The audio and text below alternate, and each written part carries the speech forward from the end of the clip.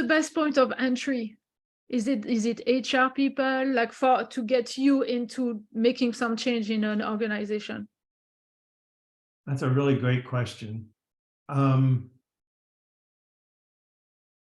going to speak my mind here. I don't think HR has much power in organizations, in most organizations. I think they're being told what to do. I think HR, when I was coming up in my career, had more of a orientation towards helping employees, and now it's defending the organization's decisions. So if HR had teeth, then you wouldn't see 12,000 people laid off at Google in one day via Zoom. I just don't, or email, right? So, so I'm not sure, but where it's people who are leading culture that I think may or may not be a part of HR that are really the ones that I think probably make the decision. But HR should be making the decision. I'm urging them to step up and stop saying, look, there's enough information. When I wrote this book originally 12 years ago, and I just had a second edition come out. In that 12 years, like, people have picked up this information or passing on in different language. You've mentioned a couple, right? So people are speaking this. What I'm talking about now is irrefutable. There's no jury waiting to see whether this is effective or not. It's proven. So HR should be the one going back to senior management saying, look, we need to change our culture. We need to change how we manage. And they haven't done it. They simply haven't done it.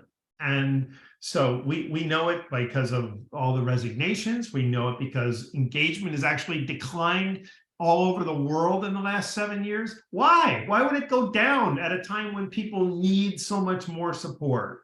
And so it's pretty clear to me, that what we're doing isn't effective.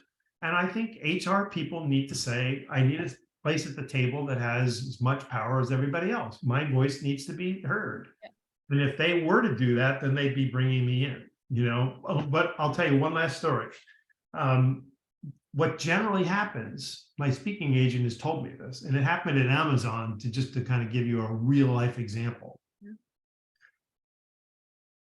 When they hear the title, so somebody will bubble it up and go, we got to have this guy in. I've heard him speak, or I've read his book and I love what he's talking about, and we need to bring him in. When they go to the senior manager and they say, oh, tell us about your speaker. Oh, he's great. Like, his book is called Lead from the Heart, and it's great. And he goes, what did you say? Lead from the heart? Screw that. We need somebody who knows how to drive performance.